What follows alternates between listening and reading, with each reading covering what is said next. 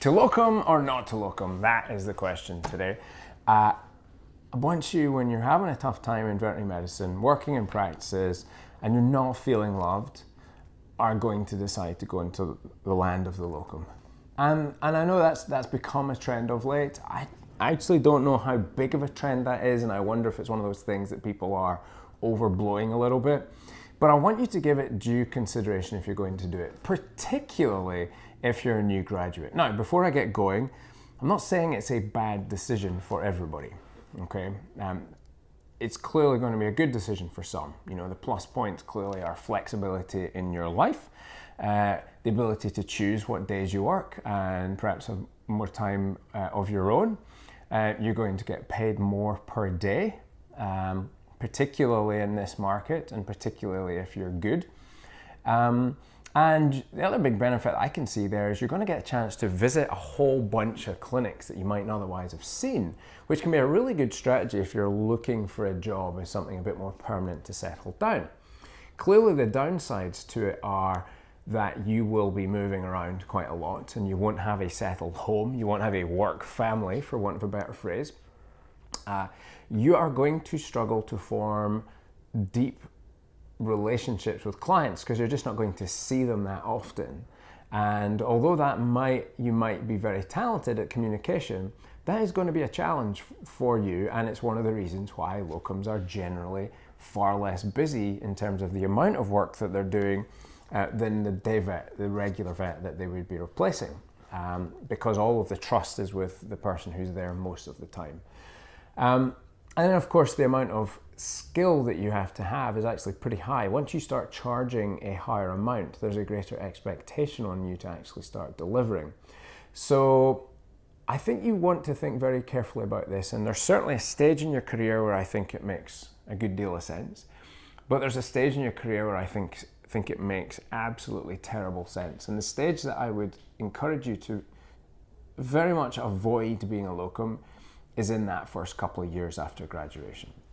You have to know your stuff. But if you're a young vet and you're going to go out there, you have to go someplace where you're going to get support, you're going to get mentored, you're going to have the right access to the right people, the tools, the mindset, the training, and the team that are going to allow you to learn skills the right way and do a good job. Now, as a locum, you're going to be parachuted into a clinic and expected to work with different people, with different equipment, with different pet owners. So you've got three layers of challenges there. One, no one trusts you. Okay, trust is earned, and just because you show up as a locum, in actual fact, people will expect you to probably not be very good. It is a surprise when you get somebody going into a clinic who's good at what they do as a locum. So that's the first thing, trust. And when you don't have trust, you're starting from like 10, 20 yards further back from where you would have been starting with in an exam room with a pet owner, for example. Once you start to have trust with pet owners, this career gets a lot easier. So if you're starting from miles behind the line and the pet owners don't trust you, that's a problem. And they won't trust you because the team doesn't trust you. And if the team doesn't trust you, they're just not going to be vibing in the same way. That is absolutely undeniable. So you've got a problem with trust. You then have a problem with technology. Because you'll be moving between clinics quite a lot, you'll be using different anesthesia circuits, you'll be using different surgical equipment, you'll be using different imaging equipment. You're not giving yourself the chance to learn deeply the fundamental skills that you need in order to get good. Okay, and when you're changing stuff all of the time, that particularly with anesthesia is a recipe. It's asking for trouble. It's a recipe for potential disaster. Because, and you'll hear this adage, the safest anesthetic is the one that you use over and over and over and over. It's the process that you get familiar with. It's not necessarily the most modern, funky, safe molecule, because there's way more to an anesthetic than just the medicine.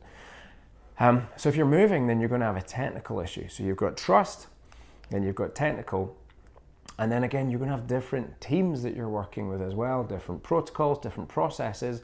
So all of that is good if you're exposing yourself to lots of new things, but until you have a sensible foothold in the profession, I think that's potentially a very damaging thing for you to do.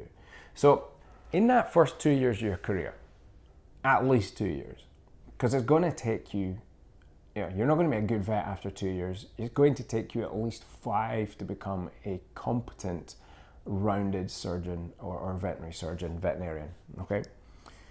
But it's certainly in those first 2, I would encourage you to think very hardly. Now, yes, be careful about the job you choose, but there are so many jobs available right now that you've got much more choice than any generation of graduates in recent times. So you can choose a job well. All right, so do so. Choose that job for support in terms of will you have a mentor or mentors that are going to help you learn things and be present and be patient with you? Are you going to have the time and the space that you require in order to learn the skills? So 10-minute appointments to do your consultations. It just doesn't work. How can you do an exam, the full exam room, consultation room process in 10 minutes? Particularly if a practice is promising gold standard, be very careful of that. And then what about the team? What is the vibe? What is the culture? Is it a place you want to show up because people are supportive and look after each other? Or is it a toxic dump and cesspit? If that's the case, you want to stay away, okay? So rather than locum your way to start with, find a place that ticks the boxes, make your criteria for what good looks like, and choose your first job based on those things. After that point, once you pick up your basic skills, if you then want to go out on the road and locum, then by all means go do it. You become something more useful at that point. But as a new grad, don't rob yourself of the opportunity to learn and jump straight on the locum pathway. I think that is asking for trouble. So there you go. That's my question on to locum or not, particularly when you're thinking about it as a new graduate. That's what I've got. I think there's a better pathway for you. So what do you think? Maybe you have strong opinions that disagree with those, which is totally fine. Drop something in the comments, or let's have a dialogue on Instagram. I'm at Dr. Dave Nicol. And until next time on the show, be safe, be well, and be happy.